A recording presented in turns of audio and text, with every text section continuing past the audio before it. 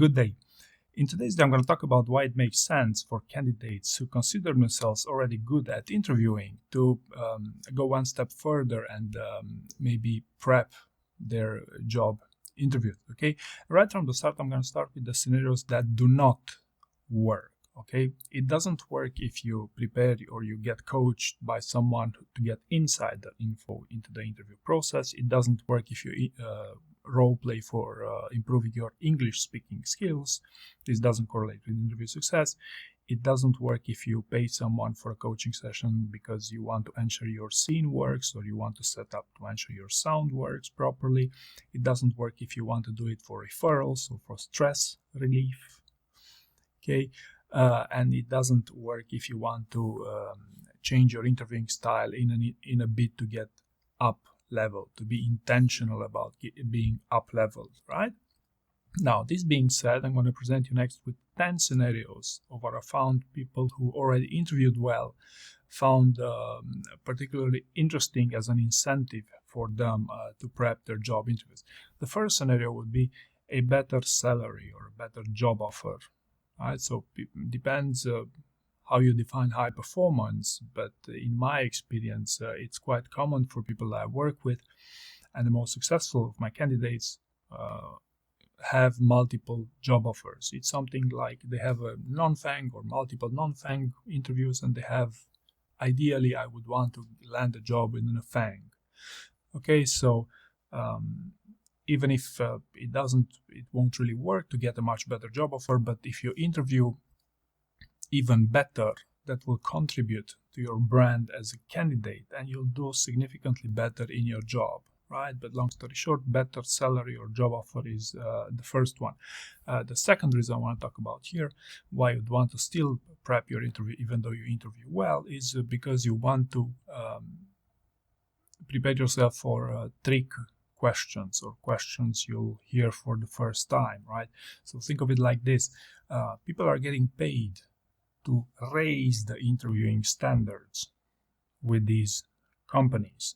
Okay, so it's inevitable that they will push the limits somehow, right? It's not just the failure questions. For example, 1 or 2 years ago, there was a question, what will be your 30, 60, or 90-day plan if you get a job? And there's plenty other scenarios, plenty of trick questions like this, if you want to get to know these things, right? So this would be the second scenario. The third scenario you'd want to take these interviews more seriously would be that these interviews rarely, if ever, go as planned. Okay, so to quote from Jack Ma, don't believe you'll be good all the time, be paranoid. So some people literally get coaching sessions, for example, or get trained or prep their interviews because they're paranoid. Okay, it does happen that maybe there will be more than one great fit for the role, so then the difference will going to be made in the details, right? It does happen for someone to be more skilled than you for the role, right? So you may compensate with your interviewing skills, with your non-technical interviewing skills, so to speak. It does happen you make mistakes during job interviews, so maybe you want to compensate with your interviewing skills and these sort of things, right? So be paranoid with these things is also something that I found quite common with people I work with. Reason number 4, why would you prepare an interview even though you interview well? Because it shows when you prepare a job interview. Now, will this matter for your interviewer? That's another question. But if you want to show as someone who has taken their interview seriously, then you can prepare them. And this is one of the hidden reasons why behavioral interviews have been so effective in companies such as Amazon, where people value the fact that you took their interview seriously, right? I'm going to touch upon this a bit further because it makes sense a lot more for you as someone who can interview well to prepare the interview when compared to someone who doesn't. Okay, but I'm going to get to this in a moment. Okay, so long story short, number 4, because it shows. Number 5, reason why you'd want to go one step further and eventually pay someone to prepare a job interview, because some of these candidates who can already interview well go to some extremes, like to push the limits. For example, I recently had someone who did not like the STAR format. They preferred another format to answer those interview questions. They preferred another format to introduce themselves. And the problem was that they wanted, some advice. Hey, am I going to the right direction with these things? How would these be perceived, right? With maybe some companies even advertise that they prefer answers in the star format. So what happens if you go one step forward? What happens if you go off script, so to speak? So they want to see, they want a bit of confirmation from someone who's maybe in the field, who's maybe more knowledgeable about these things, right? Point number 6, why you'd want to prepare interviews even though you're already good at interviewing, is because it's quick in your role. And this goes back to the point number 4, because it shows. So what happens is that if you're not good for an unskilled candidate, if you prepare, it can take a horrible amount of time to prepare a job interview, like 6 months or even 1 year, I've seen. Okay, for candidates who can interview well, your investment of time will draw exponential benefits quite quickly. Okay, because interview prep isn't linear, like you go like this. It's more like this. You realize you're downwards, and then you get discouraged, then you slowly get upwards, and so on. Whereas if you're already good, then your benefits will be exponential. So the return of investment in your time will be great when compared to candidates who are not good with interviewing, right? So for a candidate who's not good with interviewing, if they half prep, they will sound worse during the job interview. For someone who's already good with interviewing, if you prep, even if you, so to speak, half prep, you will sound significantly more polished with these things, right? So it's a great investment of your time. Okay. Reason number 7 why you'd want to take interviews seriously and spend the time a little bit to refresh your memory with your experiences would be the deep dive test. So what happens is, regardless of how well you can speak in job interviews, chances are your experience will span over a number of years. And if you choose to speak about an experience that happened maybe 10 years ago, especially with some technical interviewers, they will be interested in details. And chances are you will not be able to remember all those details unless you prepare things such as a story bank, or it's a brain dump for some of those experiences to remember those key metrics. What happens if you fail to remember these details? Chances are they might become skeptical about your ownership of that project, service, or solution, whatever that was. Right? So the deep dive test is a very common interview test for ownership. And I found that unless you prepare your experiences in advance, especially the ones which happened a long time ago, chances are you will fail to remember all the key details of that experience, right? Which is why you'd want to refresh your memory there, right? Reason number 8, you'd want to over-prepare, so to speak, job interviews would be that you'd want to learn new trends. Okay, so what happens is that the best candidates are also lifelong learners.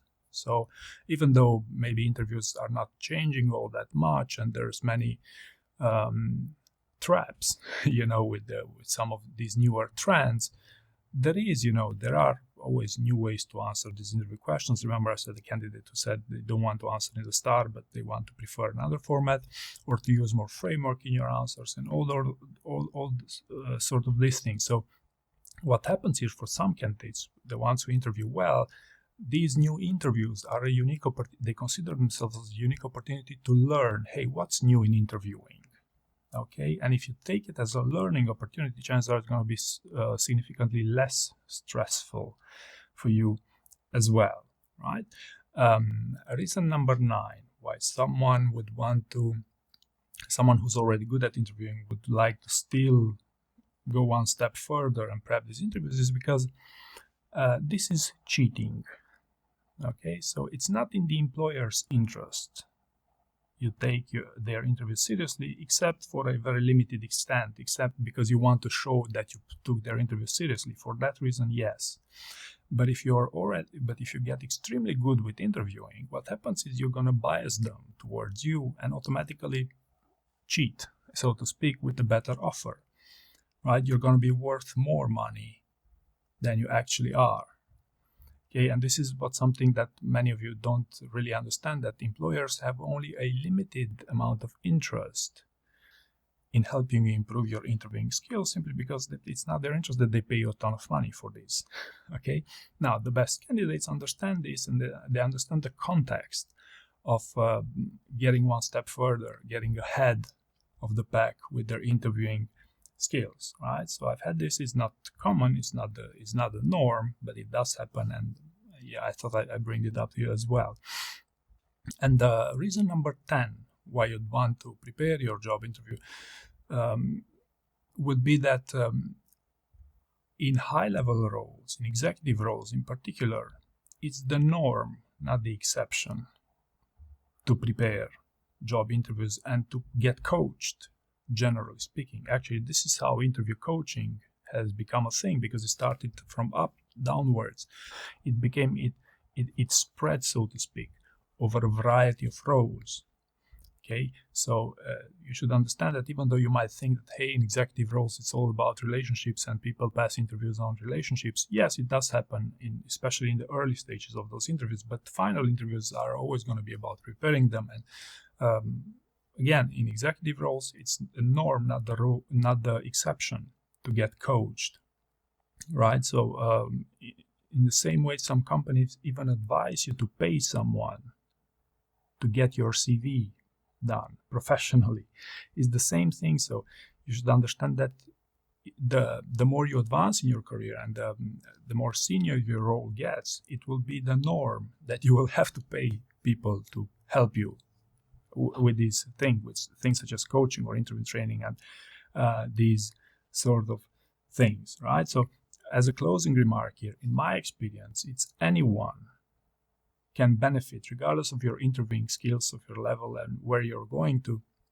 Anyone can benefit from interview coaching, from interview training, from these things, if you know how to look at them, if you know how to make it a profitable journey for you, or at least an investment that you can justify somehow, right? So I hope you found this useful, and thank you very much for watching.